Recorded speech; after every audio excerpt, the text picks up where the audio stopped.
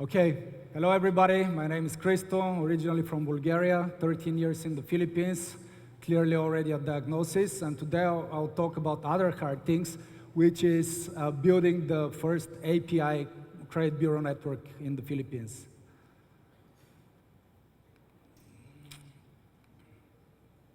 Okay, first let's take a very quick look at the Philippines consumer lending market. It stands at $14 billion in 2025, probably closer to 20 billion as of today. It has a ton of borrowers who are borrowing both from informal and formal lenders, and still it's much, much smaller than any of the comparable markets in Southeast Asia as well as in LATAM. It sits only at a fraction, less than 1% of the US consumer lending market, even though the Philippines and the behavior of Filipinos is a lot more Americanized than it is comparable to the local ASEAN countries. On top of that, we have also seen, there we go. On top of that, what we actually see is something completely different. It's a completely different picture, barring the growth of that consumer lending market for the vast majority of the fintechs in the country. You see over 100% interest rate for many of the digital banks and digital lenders today. 4 out of 10 Filipinos don't pay back the first loan they take. This is on a scale of 100 million loan applications processed only digitally as of today. Imagine how many that would be when the market actually expands.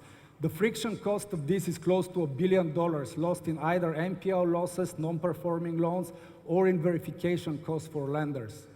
The friction costs are going to significantly expand if we don't do something about it over the course of the next couple of years. The core problem and the reason of why these problems are evidenced both by lenders as well as by borrowers is the lack of or the underdevelopment in credit data infrastructure. All major markets have very well-developed major credit bureaus. You have the Experian, the TransUnion, the Equifax of this world, covering the vast majority of population and being used by every single lender. In the Philippines, the rollout has been a little bit so-so. It's mostly operated by the government. It has relatively low lender satisfaction. There's problems with data quality, with timeliness, with frequency of information. There is also no incentives for lender to use it. On top of that, the vast majority of the providers in that space are heavily disconnected from each other.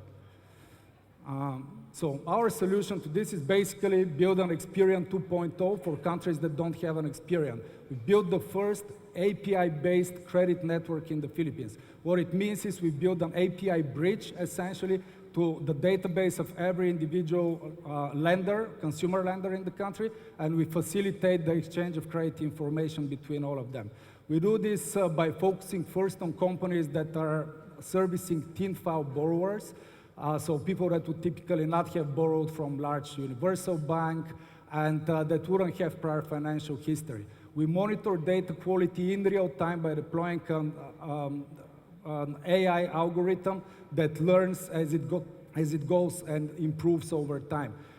In addition to that, we offer automated incentives. So for every single lender that joins our platform, every time we actually ping their database, we return a portion of the revenue that the consuming party has generated for LenderLink.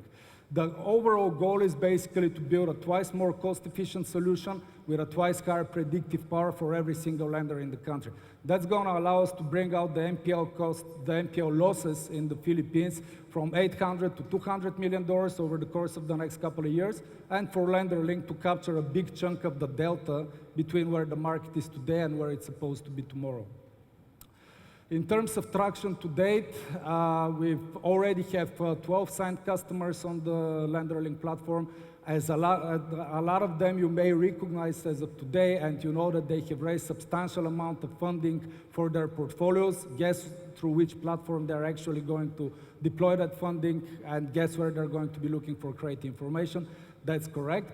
Over the course of the next quarter, we're planning to bring on board the largest consumer lender in the Philippines and massively increase our core database size. Today it sits at 32 million. We plan to double that over the course of the next year and basically become the second largest database for credit information in the Philippines. In terms of traction, we just finished October at a little over 5 million in revenue in just 1 month. Our revenue grows 30 to 40% on month, and we've exchanged over 300,000 credit records in 1 month alone.